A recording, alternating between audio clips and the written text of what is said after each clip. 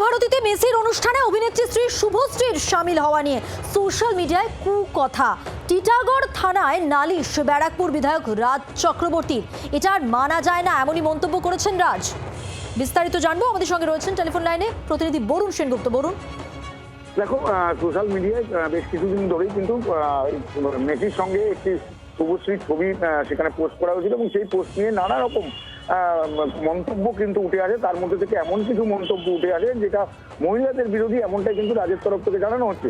শুধু শুভশ্রী নয়, শুভশ্রী ছাড়াও অন্য কোনো মহিলার সঙ্গে যদি এইরকম কুরুচিকর মন্তব্য করা হয় তাহলে রাজ চক্রবর্তী তিনি কিন্তু তার পাশে দাঁড়াবেন, এমনটাই তার তরফ থেকে জানানো হচ্ছে। তিনি কিন্তু টিটাগড় থানায় এই মর্মে অভিযোগও দায়ের করেছেন এবং তিনি বলছেন যে মহিলাদের এই কুরুচিকর মন্তব্য করার অধিকার। একদমই, তিনি কি বলছেন আমরা শুনবো একবার। এফআইআর করলাম একটা, করলাম আমি এক্ষুনি বলছি না।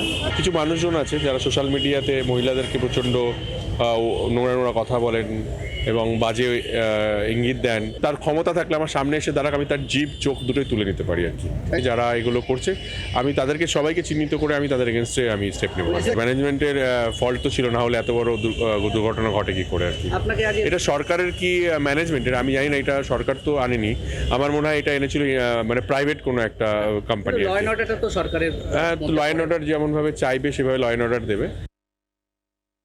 আপনি তৃণমূলের এমএলএ আছেন, আপনার বউ ওখানে সুযোগ পেয়েছে, ওটা নিয়ে তো আপনি মার্কেটিং করতে যাচ্ছিলেন।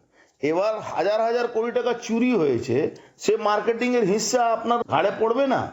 আপনি তার পয়সা দেবেন, আপনার নামে এফআইআর হবে না? মেসির সঙ্গে ছবি তোলা মানে তো ওই মেসিকে মার্কেটিং করা, সেখান থেকে তো রোজগার হবে, শুভশ্রী রোজগার করবে, তো তার নামে এফআইআর হবে না?